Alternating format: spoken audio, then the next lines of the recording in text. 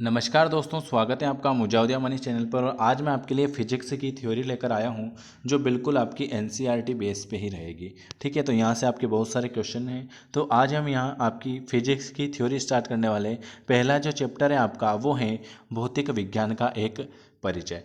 उसके बाद जो आपका दूसरा चैप्टर आएगा, ये परिचय देखने के बाद हम जो खास चैप्टर है आपका मापक, वहाँ से हम स्टार्ट करेंगे।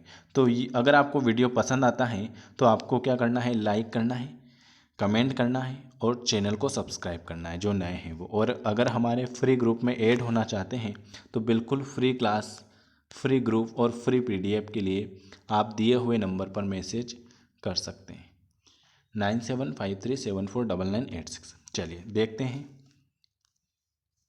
विज्ञान अर्थात साइंस क्या, यहाँ से क्वेश्चन बनते हैं। विज्ञान अर्थात साइंस लैटिन भाषा के शब्द किससे बना है? साइंस कौन सी भाषा का शब्द है अगर आपसे पूछ ले तो विज्ञान अर्थात साइंस लैटिन भाषा के शब्द साइंटिया शब्द से निर्मित है, जिसका अर्थ होता है ज्ञान या जानना। ठीक है, अगर आपसे पूछ ले कि साइंस किस शब्द का है तो साइंस है लैटिन भाषा का। कौन सा शब्द है? साइंटिया। चलिए अगला। प्राकृतिक घटनाओं के अवलोकन, उनकी पहचान तथा प्रयोगात्मक परीक्षण के आधार पर इन घटनाओं की क्रमबद्ध एवं व्यवस्थित सैद्धांतिक व्याख्या को विज्ञान के रूप में परिभाषित किया जाता है। विज्ञान को समग्र रूप से 3 भागों में वर्गीकृत किया गया। अगर आपसे पूछ ले कि विज्ञान को कितने भागों में वर्गीकृत किया गया है तो 3 भागों में वर्गीकृत किया गया है सारे। पहला होता है प्राकृतिक विज्ञान, दूसरा होता है औपचारिक विज्ञान, तीसरा होता है सामाजिक विज्ञान। प्राकृतिक विज्ञान में आते हैं भौतिक, रसायन और जीव। ये आपके जो अपन चैप्टर करेंगे ये आपके प्राकृतिक विज्ञान में आएंगे। औपचारिक में गणित, तर्कशास्त्र, सांख्यिकी, निर्णय ये आते हैं। सामाजिक में मानव विज्ञान, सामाजिक विज्ञान और दर्शन शास्त्र आते हैं। तो विज्ञान को 3 भागों में वर्गीकृत किया गया था, प्राकृतिक, औपचारिक और सामाजिक। भौतिक विज्ञान की प्रमुख शाखाएं। अध्ययन की सुविधा की दृष्टि से भौतिक विज्ञान, उसके बाद हम यहाँ से आएंगे। हाँ, ये यहाँ आएगा। भौतिक विज्ञान। भौतिक विज्ञान अर्थात क्या होता है आप सभी को पता है। भौतिक विज्ञान अर्थात फिजिक्स। फिजिक्स शब्द की उत्पत्ति मूल रूप से ग्रीक भाषा के फ्यूसिक शब्द से हुई है। अगर आपसे पूछ ले कि फिजिक्स शब्द की उत्पत्ति किस भाषा से हुई है तो फिजिक्स शब्द की उत्पत्ति ग्रीक भाषा के फ्यूसिस शब्द से हुई हैं, जिसका अर्थ होता है प्रकृति अथवा प्राकृतिक पदार्थ, जिसके अंतर्गत प्रकृति में जो व्याप्त द्रव्य, ऊर्जा तथा उनकी पारंपरिक अंतक्रियाओं का अध्ययन किया जाता है। फिजिक्स शब्द की उत्पत्ति। व्यापक अर्थों में भौतिक विज्ञान प्रकृति के सूक्ष्म एवं स्थूल सभी पक्षों से संबंधित हैं। यह प्राकृतिक घटनाओं की प्रकृति, उनके प्रभाव तथा उनके घटित होने के कारणों को समझते हेतु व्यवस्थित एवं समग्र सिद्धांतों का निरूपण करता है। अब फिजिक्स शब्द की उत्पत्ति। फिजिक्स क्या है? ये फिजिक्स आपका एक अंग्रेजी शब्द है। ठीक है, अगर आपसे पूछ ले, देखो यहाँ से भी क्वेश्चन बनता है। फिजिक्स क्या है? अंग्रेजी शब्द है। फिजिका क्या है? लैटिन शब्द है। फ्यूजिका क्या है? ग्रीक शब्द है। फ्यूजिक क्या है? ग्रीक शब्द है। और ये फिजिक्स शब्द की उत्पत्ति 15वीं शताब्दी के पश्चात हुई थी। ठीक है, यहाँ पे भी ध्यान रखना है। अब क्या है, भौतिक विज्ञान की प्रमुख शाखाएं कौन कौन सी हैं? अध्ययन की सुविधा की दृष्टि से भौतिक विज्ञान को अनेक शाखाओं तथा उप शाखाओं में विभाजित किया गया है, जिनका संक्षिप्त विवरण निम्न है। भौतिक विज्ञान का वर्गीकरण। परंपरागत भौतिक और आधुनिक भौतिक। परंपरागत भौतिक भी फिर आपके हुए यांत्रिकी, प्रकाशीय, ध्वनि, ऊष्मा, गति और विद्युत। और आधुनिक कौन सी है? आधुनिक में आपका आएगा परमाणु भौतिक, नाभिक भौतिक, क्वांटम भौतिक, ब्रह्मांड विज्ञान। चलिए यहाँ तक हो गया।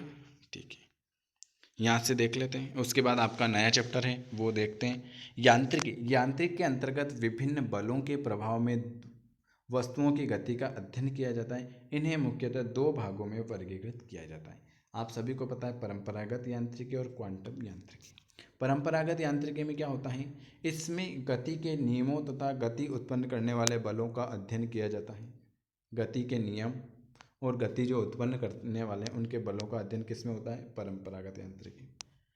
उसके बाद क्वांटम यांत्रिकी में इसमें सूक्ष्म कण, इलेक्ट्रॉन, प्रोटॉन तथा न्यूट्रॉन के व्यवहारों का अध्ययन किसमें किया जाता है? क्वांटम यांत्रिकी में।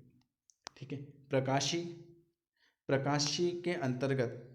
के अंतर्गत प्रकाश एवं अन्य विद्युत चुंबकीय विकिरण तथा द्रव्य के साथ उनकी अंतःक्रियाओं का अध्ययन किया जाता है प्रकाशिकी में। ध्वनि विज्ञान में क्या होता है? इसके अंतर्गत ध्वनि के उत्पादन, संचरण, नियंत्रण तथा विभिन्न मध्य, ठोस, द्रव और गैस में उसके प्रभाव का अध्ययन किया जाता है। ऊष्मा और ऊष्मागति, इस शाखा के अंतर्गत ऊष्मा एवं ताप तथा ऊर्जा एवं कार्य के पारस्परिक संबंधों का प्रभाव होता है। चलिए, यहाँ से कोई काम का नहीं है, ये भी रहने दो।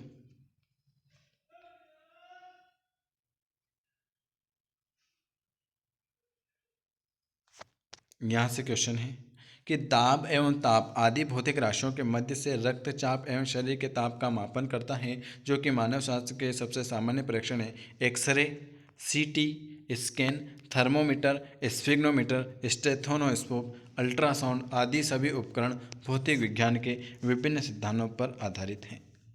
चलिए, आपका वो थोड़ा सा उसका परिचय के बारे में मैंने बता दिया। अब हम करेंगे आपका जो मोस्ट इम्पोर्टेंट क्वेश्चन है, मापन, मेंसुरेशन। चलिए, यहाँ से बहुत सारे क्वेश्चन बनते हैं। तो सबसे पहले किसी भी पदार्थ, वस्तु, व्यक्ति अथवा क्षेत्र से संबंधित विभिन्न भौतिक राशियाँ, जैसे लंबाई हुआ, आयतन हुआ, क्षेत्रफल हुआ, समय हुआ, द्रव्यमान आदि का मानक मात्रकों की तुलना में शुद्ध संख्यात्मक मान प्रदर्शित करता है, उसे हम क्या कहते हैं? उसे हम कहते हैं मापन। उदाहरणतः सब्जी के भार को आप किस में तोलते हो? किलोग्राम में। दूध को आप लीटर में। कपड़े की लंबाई में, है ना, लंबाई को मीटर में दर्शाया जाता है। ठीक है। ये ऐसे, जैसे आप कहीं बाजार में गए सब्जी लेने, तो सब्जी यूँ तो नहीं बोलोगे कि 1 लीटर सब्जी दे दो, है ना। सबके अपने अपने हिसाब से मात्राएं होती हैं। तो सब्जियों को हम बोलेंगे किलो में। दूध को यूँ तो नहीं कहोगे एक किलो दूध दे दो, 1 किलो नहीं होता, 1 लीटर दूध दे दो। कपड़े को यूँ नहीं बोलोगे कि 1 किलो कपड़ा दे दो, 1 मीटर, 2 मीटर, ऐसे बोलेंगे। ठीक है। भौतिक राशियाँ में क्या क्या आता है? भौतिक राशियाँ पदार्थ के वे भौतिक गुण हैं जिनका मापन किया जा सकता है। भौतिक राशियाँ वो हैं जिनका मापन किया जा सकता है तथा उनकी माप को संख्या के द्वारा प्रदर्शित किया जाता है। भौतिक राशियों को दिशा, परिणाम व मात्रक के आधार पर निम्न रूपों में वर्गीकृत किया गया है। ठीक है। कितने रूपों में अभी देख लेते हैं। भौतिक राशियों का वर्गीकरण दिशा और परिणाम के आधार पर, मात्रा के आधार पर। दिशा और परिणाम के आधार पर भौतिक राशियाँ होती हैं, एक तो अदिश राशि और एक होती है सदिश राशि। मात्रक के आधार पर होती है मूल राशि, व्युत्पन्न राशि और एक होती है पूरक राशि। आपके बहुत सारे क्वेश्चन यहाँ से बनेंगे, इसलिए मैं आपको थ्योरी भी पढ़ा रहा हूँ। अगर आपको वीडियो पसंद आता है तो कमेंट ज़रूर करें, लाइक ज़रूर करें, शेयर करें, और अगर हमसे जुड़ना चाहते हैं तो जुड़ सकते हैं। ठीक है। अदिश राशियों में क्या होता है? ऐसी भौतिक राशियाँ जिन्हें व्यक्त करने के लिए केवल परिणाम की आवश्यकता होती है, दिशा की नहीं। अदिश राशियाँ कौन सी होती है? वैसी राशियाँ जिन्हें आपको व्यक्त करने के लिए परिणाम की आवश्यकता होती है, दिशा की नहीं, अदिश राशियाँ कहलाते हैं। जैसे क्या? दूरी, चाल, द्रव्यमान, आयतन और समय। ये क्या है? आपसे अभी क्वेश्चन पूछा था कि अदिश राशियाँ कौन कौन सी, आपसे पूछा था। तो दूरी, चाल, द्रव्यमान, आयतन और मापन, ये है आपकी अदिश राशि। सदिश राशि कौन सी है? ये भी यहाँ से क्वेश्चन आया था, यहाँ से क्वेश्चन आता है एक। तो ऐसी भौतिक राशियाँ जिनको व्यक्त करने के लिए परिणाम के साथ साथ दिशा की भी आवश्यकता होती हैं, सदिश राशियाँ कहलाती हैं। जैसे सदिश राशियाँ कौन सी हैं? बल सदिश राशि है, ये याद रखना है। ये इनमें से अगर आपसे पूछ ले बल कौन सी राशि है, तो आपको बताना है बल सदिश राशि। ठीक है। बल सदिश है। विस्थापन, वेग, संवेग, त्वरण, कोणीय वेग, चुंबकीय तीव्रता, विद्युत तीव्रता, ये आपकी एक अदिश राशि है। अगर आपसे पूछ लेता दूरी, चाल, द्रव्यमान और बल, इनमें से आप एक सदिश राशि कौन सी है, तो आपको बताना है बल एक सदिश राशि। ये तीनों अदिश राशि है। ठीक है। बहुत बार क्वेश्चन पूछते हैं यहाँ से। मूल राशियाँ, जिन राशियों की अभिव्यक्ति अन्य भौतिक राशियों पर निर्भर न होकर पूर्णतः स्वतंत्र होती हैं, वो मूल राशियाँ कहलाती है तथा इन राशियों के मात्रक मूल मात्रक कहलाते हैं। मूल भौतिक राशियों 7 प्रकार की होती हैं। 7 प्रकार की कौन सी राशियाँ होती हैं? मूल राशियाँ अगर आपसे पूछ ले कि मूल राशियाँ कितने प्रकार की होती हैं, तो वो होती हैं आपकी 7 प्रकार की। कौन कौन सी होती हैं? एक तो लंबाई, एक होता है समय, एक होता है ताप, एक होता है द्रव्यमान, एक होता है विद्युत धारा, एक होता है ज्योति की तीव्रता, एक होता है पदार्थ की मात्रा। चलिए अगला क्या कहें? व्युत्पन्न राशियाँ किसे कहते हैं, ये भी जान लेते हैं। मूल राशियों की सहायता से व्यक्त की जाने वाली राशियाँ व्युत्पन्न राशियाँ कहलाती हैं। ये राशियाँ मूल राशियों की तरह स्वतंत्र होती हैं, बल्कि मूल राशियाँ निर्भर होती हैं, जैसे चाल, क्षेत्रफल, आयतन, कार्य आदि। पूरक राशियाँ किसे कहते हैं? समतल कोण तथा घन कोण ऐसी 2 राशियां हैं जो न तो मूल राशियां की श्रेणी में आती हैं और न ही आपके व्युत्पन्न राशि की श्रेणी में आती हैं। इन्हें एक विशिष्ट वर्ग पूरक राशियों के अंतर्गत रखा जाता है। भौतिक राशियों का मापन देख लेते हैं।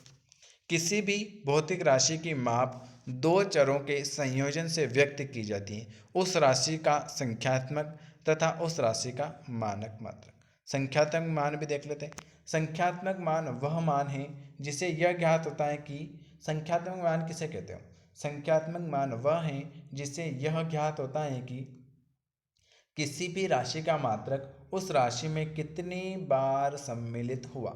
किसी भी भौतिक राशि का संख्यात्मक मान उसके मापन में प्रयुक्त मात्रक के परिणाम में व्युत्क्रमानुपाती होता है। मात्रक किसे कहते हैं? किसी भौतिक राशियों के मापन के लिए निर्धारित किया गया मान मात्रक कहलाता है। मात्रक कितने प्रकार का होता है? 2 प्रकार का, मूल मात्रक और एक और होता है आपका व्युत्पन्न मात्रक। मूल मात्रक से क्वेश्चन आते हैं, देख लेते हैं कैसे आते हैं। ऐसे मात्रक जो मूल राशियों से संबंध होते हैं मूल मात्रक कहते हैं। ये मात्रक क्या होते हैं? पूरी तरह से स्वतंत्र होते हैं, अतः इन्हें परस्पर संबंधित नहीं किया जा सकता है। उदाहरण कौन कौन सा है? मीटर। मूल मात्रक कौन कौन से हैं? मीटर हैं, किलोग्राम है, सेकंड है, केल्विन है और कैंडेला है। Very good. चलो और देख लेते हैं। व्युत्पन्न में क्या है? ऐसे मात्रक जो मूल मात्रकों की सहायता से व्यक्त किए जाते हैं व्युत्पन्न मात्रक कहलाते हैं। ये मात्रक स्वतंत्र नहीं होते हैं बल्कि अन्य मात्रक इनको है ना, ये व्युत्पन्न मात्रक स्वतंत्र नहीं होते हैं, इन्हें दूसरे की सहायता दूसरे पर निर्भर होना पड़ता है, जैसे क्षेत्रफल, आयतन और घनत्व आदि राशि। मापक या मात्रक पद्धति। Very very most important question. अगर आपसे पूछ ले कि मापक या मात्रक पद्धतियाँ कितने प्रकार की होती हैं, तो आपको बताना है भौतिक राशियों के मापन की मुख्यतः 4 पद्धतियाँ होती हैं। कौन कौन सी? आप सभी को पता है। एक होता है CGS पद्धति, एक होता है FPS पद्धति, एक होता है MKS पद्धति, एक होता है आपका SI पद्धति। यहाँ से आपके बहुत सारे क्वेश्चन बनेंगे। ये चैप्टर खत्म करवाने के बाद मैं आपको इसके क्वेश्चन भी कराऊंगा। CGS पद्धति देखते हैं पहले, ठीक है। CGS पद्धति, इस मापन पद्धति में लंबाई को सेंटीमीटर में, क्या ये जो CGS पद्धति है ना, CGS पद्धति में इस मापन पद्धति में लंबाई को सेंटीमीटर में, द्रव्यमान को ग्राम में तथा समय को सेकंड में मापा जाता है। क्या? CGS पद्धति में लंबाई को आप कई में मापते हो, लंबाई को हम सेंटीमीटर में मापेंगे, द्रव्यमान को ग्राम में मापेंगे, समय को सेकंड में मापा जाएगा। इस मापन पद्धति को किसने दिया था? फ्रांसीसी प्रणाली या मीट्रिक प्रणाली भी कहते हैं। यहाँ से बहुत क्वेश्चन पूछते हैं कि CGS पद्धति को कौन सी प्रणाली कहते हैं, तो फ्रांसीसी प्रणाली या मीट्रिक प्रणाली भी कहा जाता है। देख लेते हैं। ये देखो, ये CGS पद्धति में देख लेते हैं। बहुत चैप्टर बड़ा है, बहुत अच्छे क्वेश्चन है। CGS पद्धति में देख लेते हैं। मूल राशि होती है आपकी लंबाई। लंबाई क्या है? मूल राशि। नाम है मीटर और इसका प्रतीक है आपका M। SI मात्रक की परिभाषा भी बता देता हूँ। पहले अपन ये देख लेते हैं, उसके बाद अपन SI मात्रक की परिभाषा देखते हैं, ठीक है। चलिए, है ना, यहाँ से मूल राशि लंबाई किस में है? इसका नाम M, मीटर, और इसे प्रतीक है M। किलोग्राम, द्रव्यमान, किलोग्राम और केजी। समय सेकंड और इसका मात्रक होता है S। विद्युत धारा एम्पियर और A मात्रक होता है। ताप का होता है केल्विन और K। पदार्थ की मात्रा का मोल और ज्योति तीव्रता का कैंडेला। मैंने आपसे क्या पूछा था कि ज्योति तीव्रता का, देखो अब मैं आपको बताऊं, ज्योति तीव्रता का आपने बताया था क्या सर, ज्योति तीव्रता को कैंडेला होता है और इसमें एसआई मात्रक, और इसे सीडी से प्रदर्शित करते हैं। मैंने आपसे पूछा था पदार्थ की मात्रा का, सर पदार्थ की मात्रा का मोल होता है, इसे मोल में प्रदर्शित करते हैं। क्वेश्चन आए थे यहाँ से। ताप का क्या होता है सर, ताप का तो केल्विन होता है और उसका जो मान हो के में प्रदर्शित करते हैं। पूछा था क्या नहीं पूछा था। विद्युत धारा एम्पियर होता है, इसे ए में प्रदर्शित करते हैं, है ना। समय का होता है सेकंड, इसे एस में प्रदर्शित करते हैं। द्रव्यमान का होता है किलोग्राम, इसे केजी में प्रदर्शित करते हैं। अब इनकी एसआई मात्रक की परिभाषा देख लेते हैं। प्रकाश द्वारा, यहां से भी बहुत सारे क्वेश्चन हैं।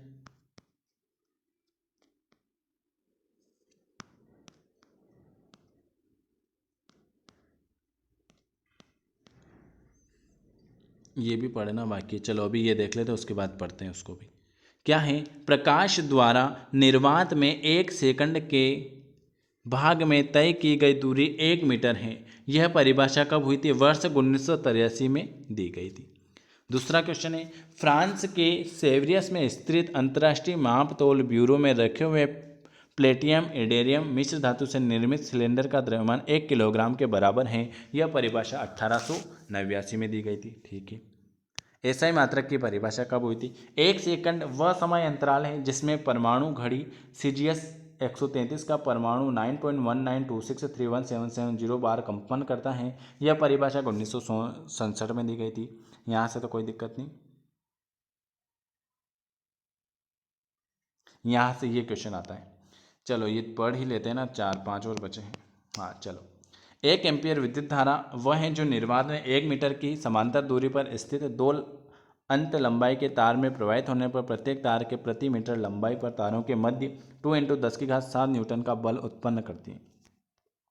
जल के त्रिक बिंदु के ऊष्मागति ताप का 1/276.16वां भाग 1 केल्विन कहलाता है। वह ताप तथा दाब जिस पर किसी पदार्थ की तीनों ही अवस्था ठोस, द्रव और गैस एक साथ साम्य अवस्था में होती हैं, उसका त्रिक बिंदु कहलाता है। शुद्ध जल का पीएच मान देखो, शुद्ध जल का बताया था ना, शुद्ध जल का त्रिक बिंदु 273.16 के ताप 0.01 डिग्री सेल्सियस तथा 611,065 पास्कल दाब पर होता है। यहाँ से एक क्वेश्चन बनता है, सब पता है आपको। 1 मोल किसी पदार्थ की वह मात्रा है जिसमें उस पदार्थ के उतने ही कण उपस्थित होते हैं जितने कार्बन 12 के 0.012 किलोग्राम में परमाणु होते हैं। 1971 से मान्य है। किसी निश्चित दिशा में 540 × 10⁻12 हर्ट्ज एजेट का एक वर्णीय प्रकाशीय उत्सर्जन करने वाला तथा 1/688 वाट प्रति स्टेडियम की विकिरण तीव्रता वाले प्रकाश की तीव्रता, ज्योति तीव्रता 1 कैंडेला होती है। एक प्रकाश की तीव्रता। यहाँ से ये थोड़ा सा और देख लेते हैं, ये बच गया था। एफपीएस पद्धति में क्या होता है, इस मापन पद्धति में लंबाई को फुट में, द्रव्यमान को पाउंड में तथा समय को सेकंड में मापा जाता है। एफपीएस पद्धति ब्रिटिश प्रणाली भी कहा जाता है। एफपीएस पद्धति को कौन सी प्रणाली कहा जाता है, यहाँ से आपका क्वेश्चन बनता है, ब्रिटिश प्रणाली कहा जाता है। अगला क्वेश्चन है एमकेएस पद्धति। इस मापन पद्धति में लंबाई को मीटर में, द्रव्यमान को किलोग्राम में तथा समय को सेकंड में मापा जाता है। इंजीनियर एवं औद्योगिक क्षेत्र में मापन हेतु इसी प्रणाली का प्रयोग किया जाता है। एसआई पद्धति, यह प्रणाली अंतर्राष्ट्रीय माप तोल अधिवेशन 1971 में स्वीकार की गई थी, जिसे सिस्टम इंटरनेशनल या एसआई पद्धति कहते हैं। एसआई पद्धति का अगर फुल फॉर्म पूछे तो ये बताना है। यह मापन पद्धति एमकेएस पद्धति की परिभाषा के रूप में है। वर्तमान में यह पद्धति सर्वाधिक प्रचलन में है। एमकेएस पद्धति यह सबसे ज़्यादा प्रचलन में है। अगला, इस मापन पद्धति में 7 मूल मात्रक, कितने 7 मूल मात्रक तथा 2 पूरक मात्रक सम्मिलित हैं। रेडियम व स्टेरियम पूरक मात्रक है। रेडियम से समतल कोण की माप तथा स्टेरेडियम से घन कोण अथवा ठोस द्रव की माप। ठीक है, तो यहाँ से आपका एक और क्वेश्चन है कि मापन कितनी पद्धतियाँ होती है, 7 मूल मात्रक होते हैं। ठीक है, तो ये मैंने आज आपको, अभी तो बहुत बड़ा है, आधा ही करवाया है। अगर आपको वीडियो देखो, इसके अलावा मैं आपको सारी जानकारी दे देता हूँ। ये सबसे पहले तो अगर वीडियो पसंद आता है तो लाइक, शेयर, सब्सक्राइब कर देना, और अगर हमसे फ्री वाले ग्रुप में ऐड होना है तो इस नंबर पर मैसेज कर देना 9753749986। अब आप सभी को बता देता हूँ, आप सभी के पास मात्र 40 दिन बचे हैं और 40 दिन की रणनीति मैंने आपको बता दी है। अब मैं आपको फ्री क्लास का टाइम बता देता हूँ। सुबह आपकी 6 बजे एक कॉपी में आराम से नोट कर लिया करो। सुबह डेली 40 दिन के लिए सुबह 6 बजे क्लास होती है थ्योरी की। फिर आपकी 9 बजे आती हैं जूलॉजी की।